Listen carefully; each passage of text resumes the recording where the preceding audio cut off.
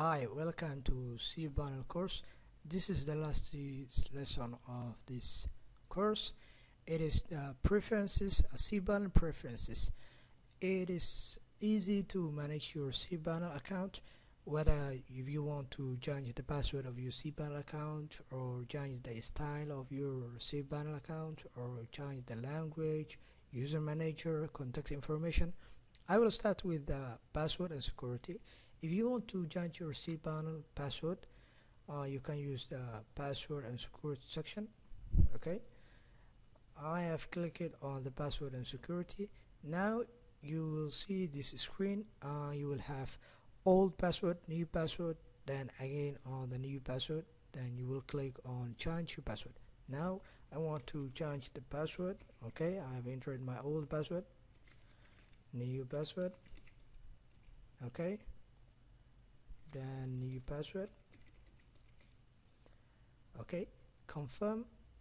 Click on change your password now. As you can see, I have changed my Cpanel password.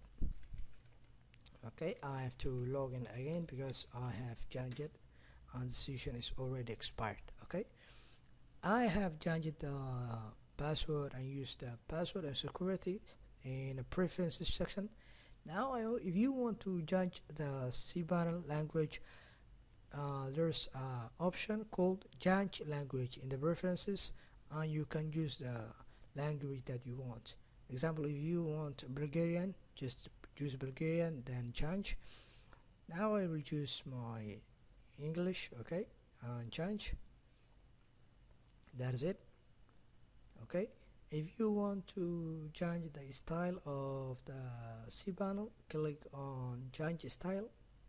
Okay, Cpanel, it has like 4 different themes. The basic one, dark, light, and retro. Let's say the dark one. Okay, it will be like this. All thing will be dark. Okay, I will change it back to my basic.